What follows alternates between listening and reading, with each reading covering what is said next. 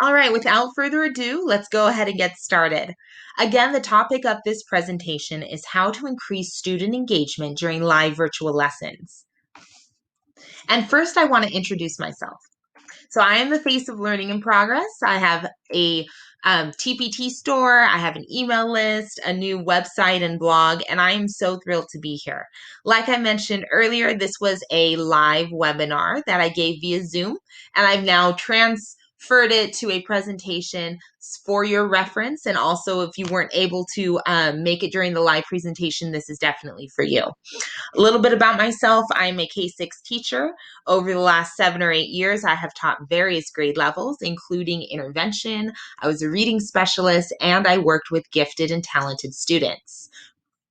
Now, having said that, my passion is differentiation. I absolutely love reaching every child in the class using their strengths to bring out other areas of need. Today, we are focusing on how to reach those students by increasing their engagement. This is the most important first step. We have to get that buy-in. We have to get that active participation, and then we can go from there in terms of reaching every child's needs. So during the webinar, I first went over our Zoom norms. Now, I want to take a moment and mention that if you are doing live lessons, this really should be an entire lesson. Even if you teach older kids, this has to be one of the first things you do when you go back to school. If you haven't done it yet, no problem. Just make it be your next live meeting with your kiddos. Just like as teachers, that first week of school, we go over our expectation in the classroom. You have to do the same thing in a virtual setting. Think of it this way. Students are being asked to transform their home, which is really meant to be a place to hang out with the family, relax, watch videos, whatever it is that they do. We're asking them to transform that into a learning controlled environment. Even for us as adults, that is a tough thing to do. So make sure that you are very clear about how a student can be successful, even though they're at home and not in the classroom. I created a lesson that is meant just for that. This is in my TPT store. I'll go over it at the end of this presentation. But this really has interactive activities that allow students to get comfortable with Nearpod while learning the expectations and criteria for being successful in an online setting. So for the warm up for my webinar, I did a poll everywhere, and I'll go ahead and share that with you in just a moment. This can definitely be used with students. I find it most helpful for upper grade, middle school, high school kids love this. So I'm going to go ahead and demo this for you right now. And the question we were answering for this poll was, what is the biggest challenge of live virtual lessons? So I just want to do a reminder of the steps that your kids need to do before they can join in on this poll, or in this case, a word cloud.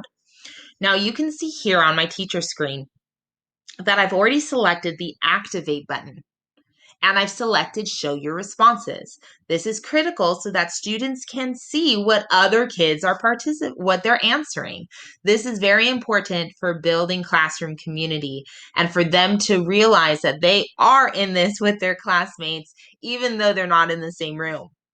I'm then going to go ahead and click on Full Screen. Now, like I mentioned before, this was actually completed during the live webinar. So the words normally won't be there until kids answer. So you can see that we have several words that answer the question, what is the biggest challenge of live virtual lessons? When this was taking place, let me go ahead and move myself so you can see all the answers. When this was taking place, these words were popping up in real time. And you'll notice that some of them are quite a bit larger than the others. This is because those answers were responded by multiple participants.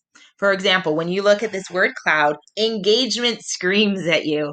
That's because by far that was the most popular answer. So some other ways that I would use this type of interactive activity is I would definitely use it as a warm up. I really love using this during back to school time as a way to introduce collaboration. And this particular idea can be used for any grade level, kindergarten all the way to 12th grade. This is a great way to introduce collaboration. I ask my kids to identify their personal strengths. In one or two words, and they type those in. Now, because this is language heavy, I do recommend it for upper grade and above. If you are if you want to do something like this with younger grades, I would make it a family lesson. So maybe a meet your teacher night, a back to school night where your younger kiddos can come with their parents and they enter what that child's strengths are. At that point, we now see a wide range of strengths on the board. And I explain to the kiddos that we all have something to offer this class.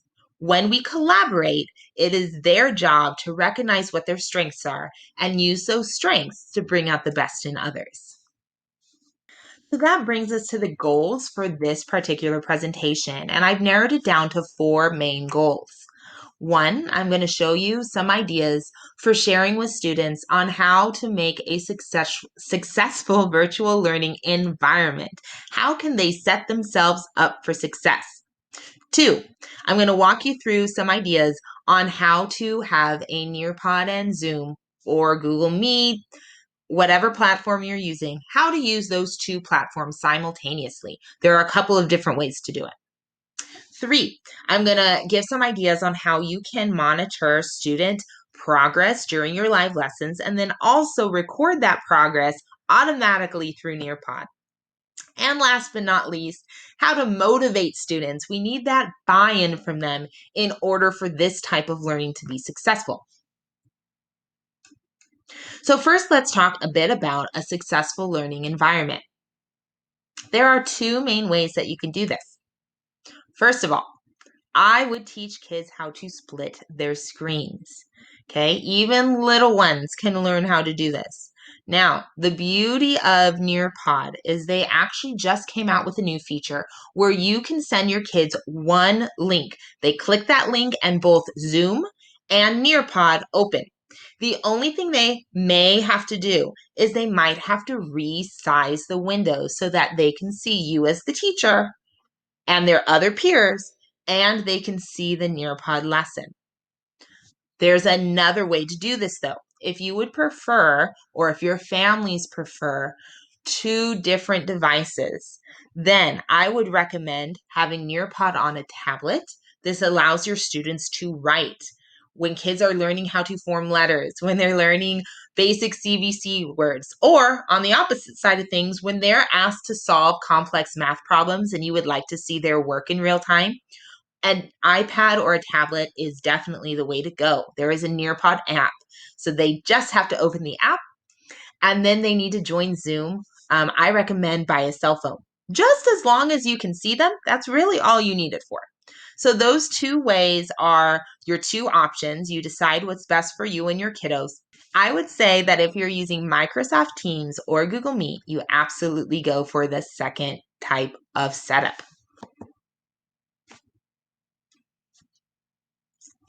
All right, so some tips on how else to set up a successful virtual learning environment. One is headphones. My goodness, it doesn't matter what grade I taught, headphones are the way to go. In class, out of class, it doesn't matter. Have your kids wear headphones. It does wonders in terms of minimizing distractions. Keep in mind that they are in a place that is an uncontrolled environment. When they're in our classrooms, we have control over what distractions they have or don't have. But when they're at home, we do not have control over that. So make sure your kids have headphones so that they can really just focus on the lesson and not what's going on around them at home. My second tip, which I live by, is make sure you have classical music playing. I happen to use my phone There's a speaker on the back.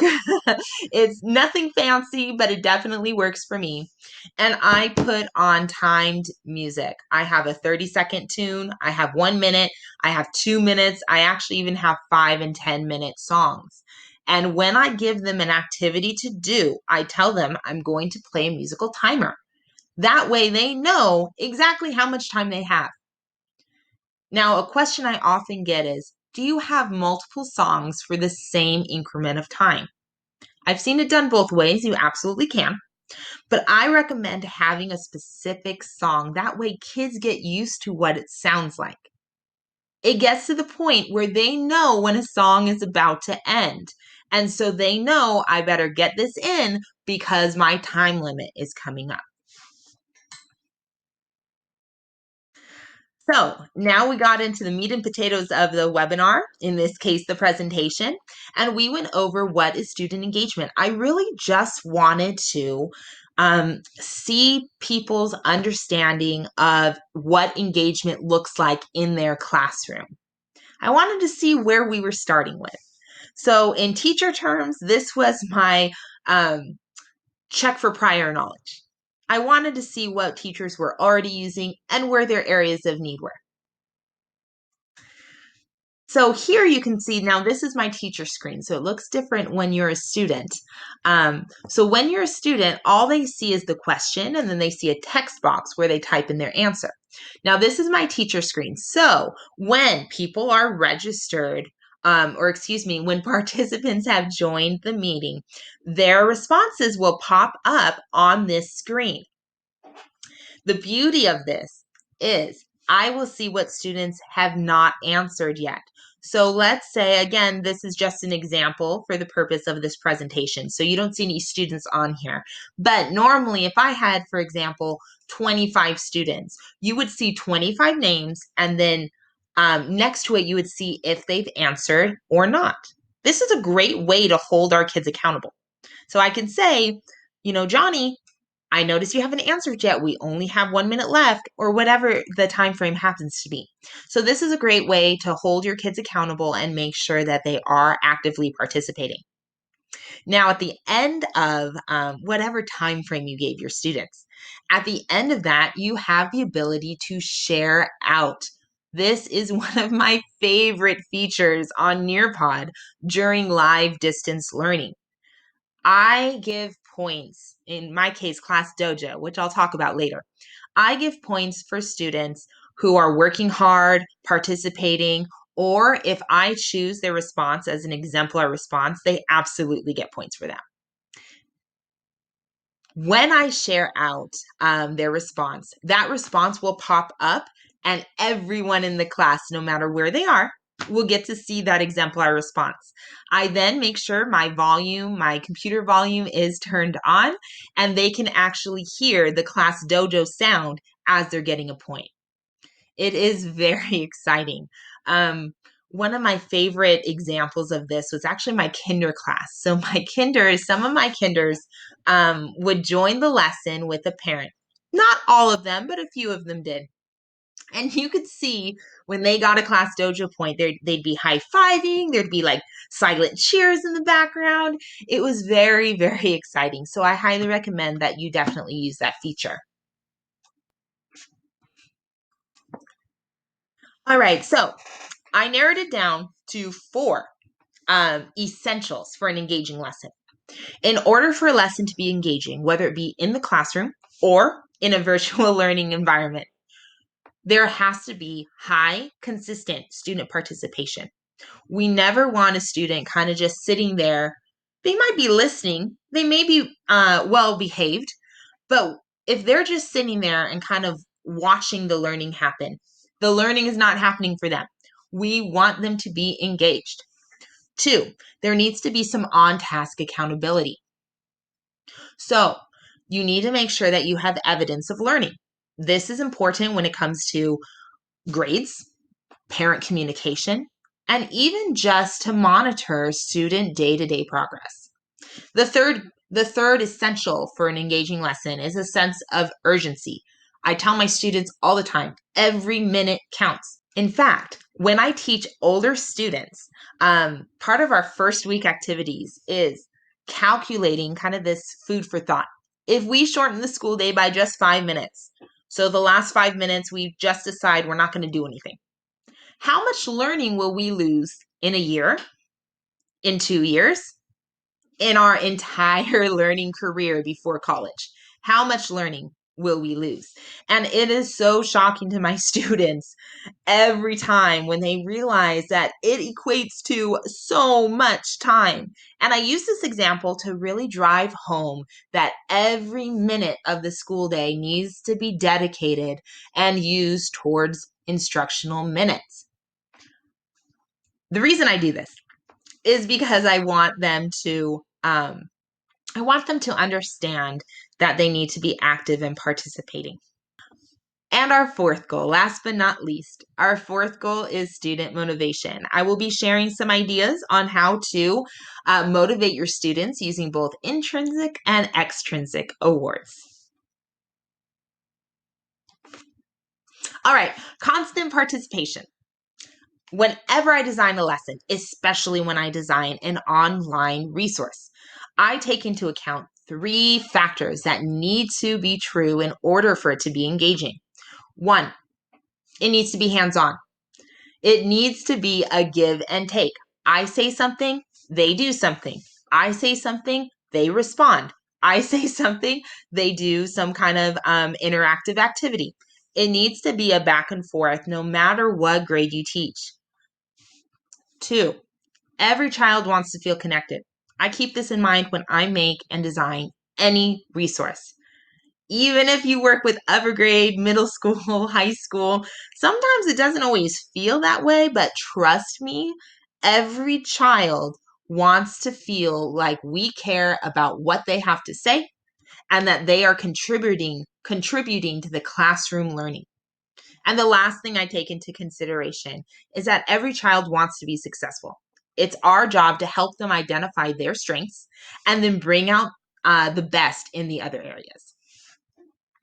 Now, having said all that, I've designed a digital morning meeting, and this is really designed to do just that. So I've included some online interactive games, some icebreakers that are meant to be used with virtual meetings, Zoom, Google Meets, Microsoft Teams, and then also that are meant to be used during Nearpod. So I'm going to go ahead and share an example with you on one of the activities that's in this lesson. So this here, again, you can see that there's only one box just because this is a presentation and not a live webinar. But what this is it is a simple worksheet where my kids drew a picture of themselves and then they drew their favorite food and favorite animal. Now, this can be used with any grade, but I especially recommend it for your little ones. This is an awesome way where the kids can get to know each other without relying on language or reading. So every kid will get one of these, and Nearpod does this automatically. You don't have to do anything fancy. They'll go ahead and draw, and then they click submit. And on this teacher screen, what will happen is you see every child that is logged into Nearpod. It will go ahead and pop up as they submit them. At that point, what I would do is I choose one to share. And I call this game Student Guess Who. So I choose one to share, and then we all work together to try to figure out who in the class this applies to. So I might say something like, guess who is a kindergarten girl, has brown hair, likes pasta, and has dogs as her favorite animal. Then we all kind of raise your hand, take turns guessing. It's a really fun way to get to know each other. Another way, and this is really great for especially older kids, but can be used with various grade levels, but this is student bingo. So this is something that you can definitely use during virtual live lessons. So I have bingo sheets. You can create your own, of course, or purchase this one in TPT. But these bingo sheets have various boxes. For example, find a student who has a sister. Find a student who read a book over the summer. Find a student who has the same favorite subject as you. They're all different. And so what the kids will do is they can either discover that during the live virtual meetings or create all about me Flipgrid videos, for example, where they can watch during asynchronous instruction. Now, all of these ideas and more are actually outlined in the product itself. And I give 4 different ways for you to incorporate this in person and 4 different ways for you to use it during a virtual setting.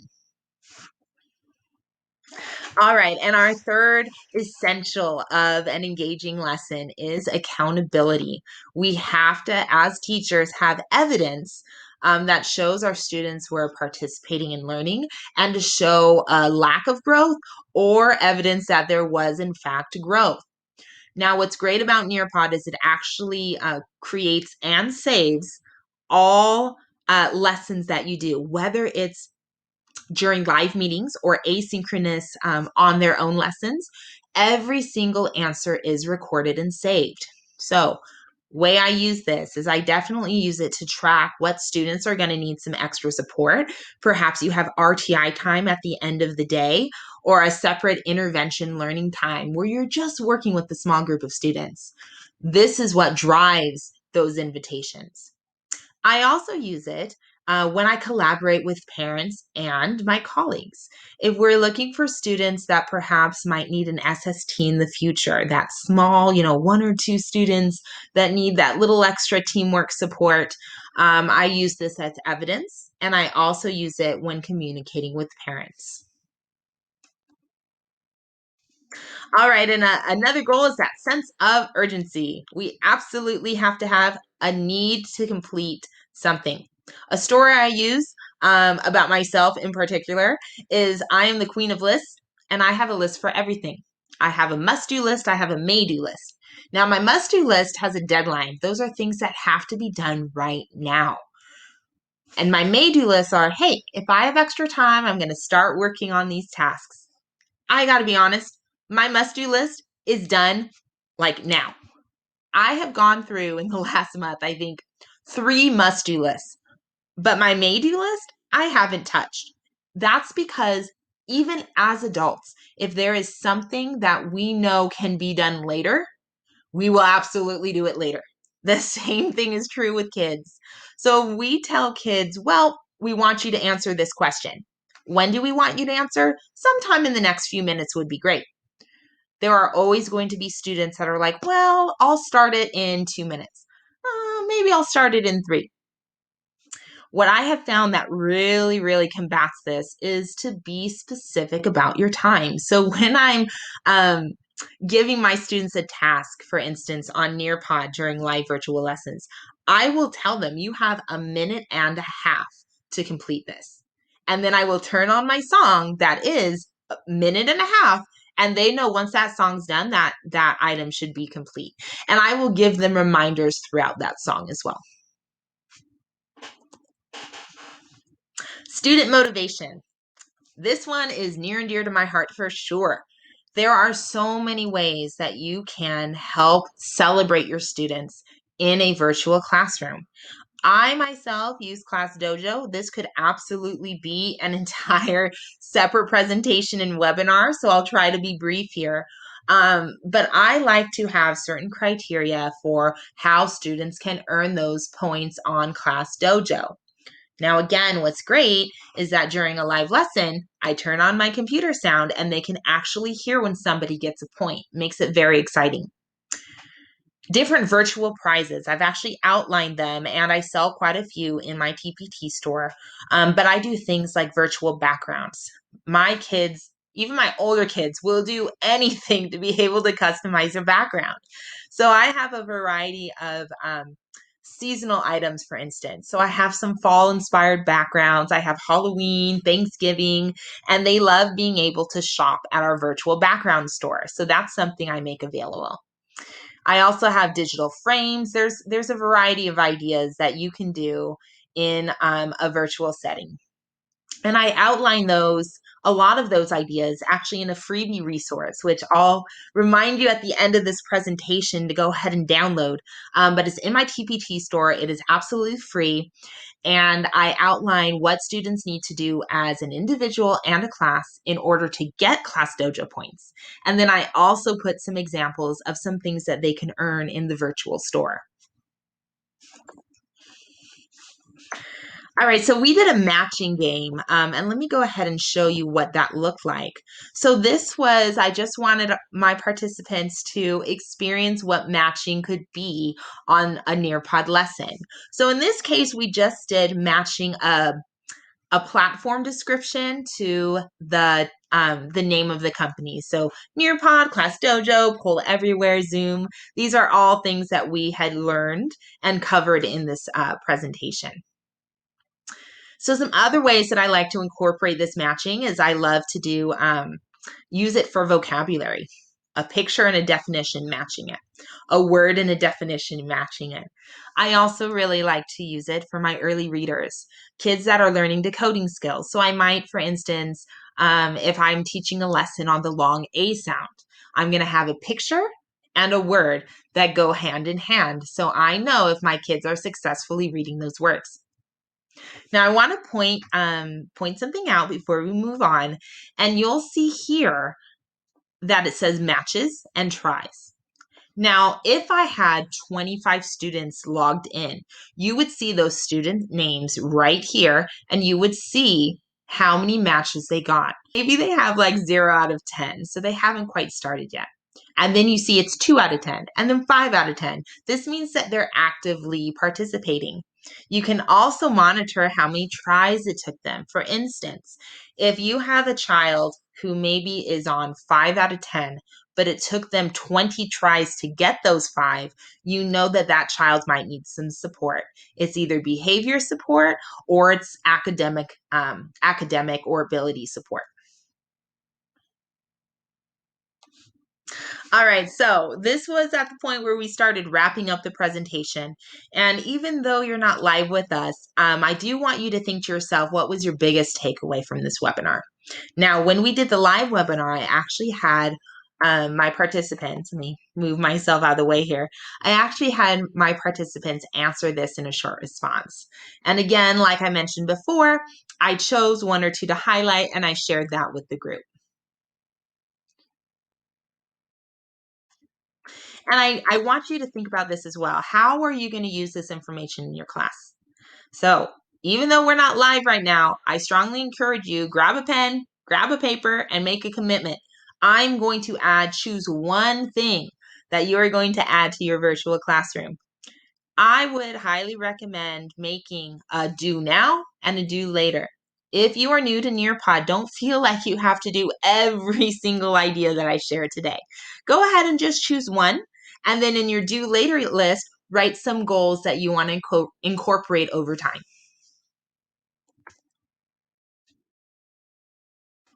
So when we did this in class, or in our webinar, excuse me, I incorporated a collaboration board.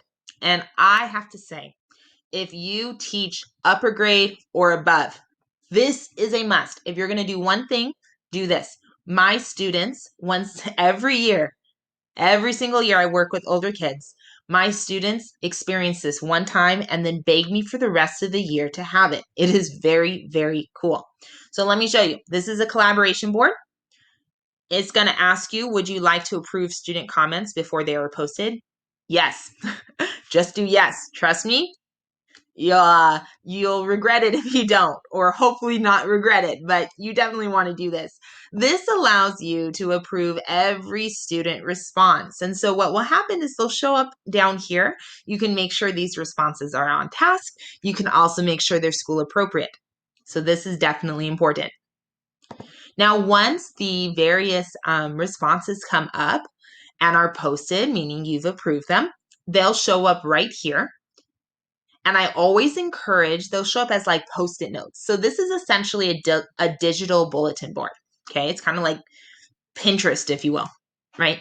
So they'll show up here, and I always encourage my students to go ahead and read others' responses and click the heart in the corner if they like it. Students love liking stuff. So this is definitely a way to get that buy-in.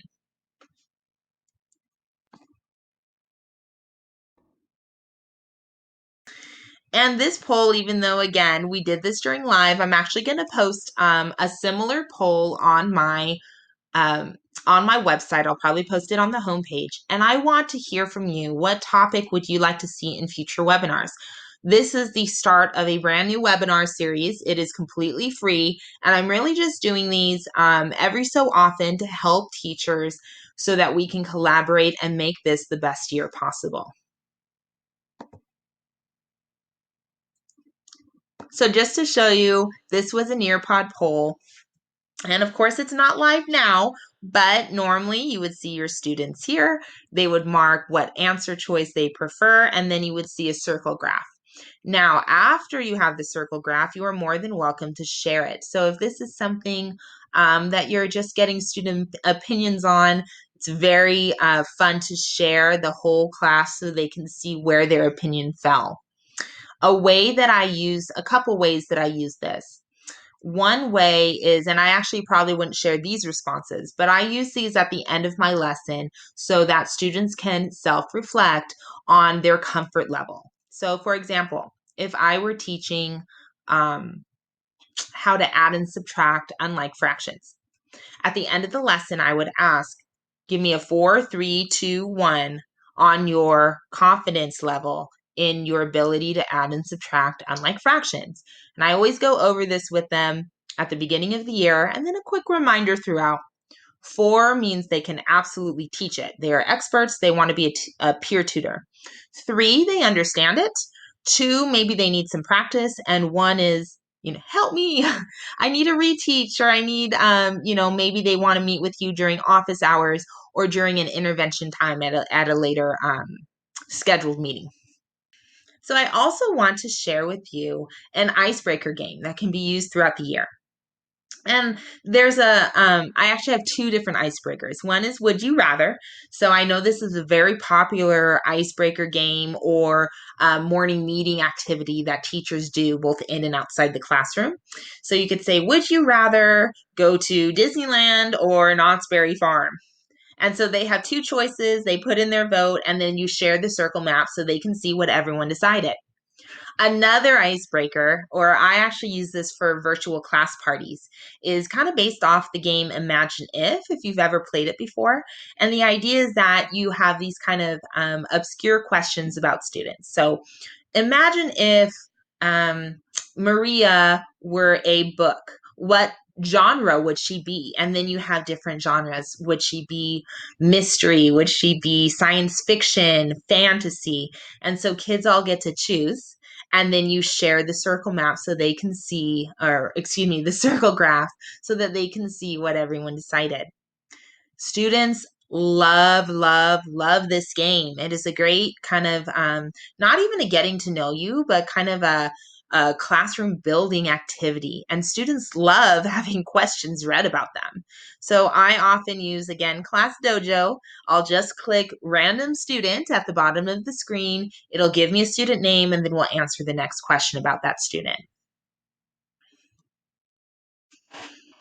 All right, so this is the end of our presentation here. I appreciate you watching at home, and those of you that attended our webinar, thank you, thank you, thank you. I appreciate you so. If you have not joined our community, I strongly encourage you to sign up for my email list at learninginprogress.com. Please note that the letter N, it is a single letter, so it's not in progress, it's N progress. So go ahead and sign up. I send monthly freebie resources, and I also give updated information on future free webinars, as well as giveaways, discounts. I do quite a bit of quite a few events throughout the year, so make sure you do that. And for today only, now this is August 15th. I have a webinar bundle that is posted in my TPT store, and it is significantly discounted, but only for 24 hours. So this is everything that I've used and included in this presentation and in my live webinar.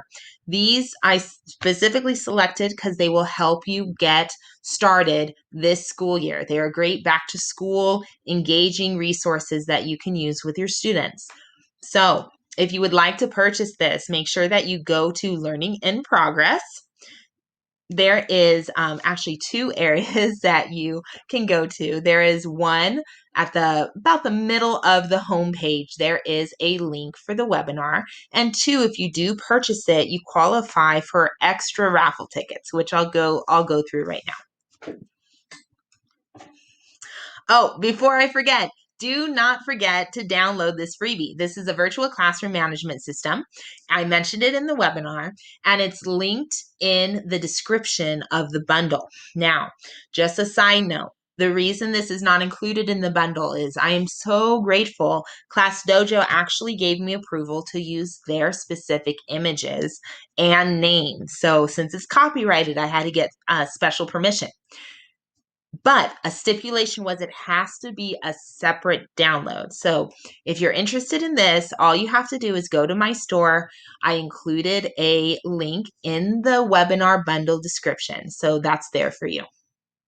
All right, so this is the conclusion of the presentation. Again, thank you to those who came out during our live webinar. And for those of you that missed it, I am so glad you were able to watch this presentation.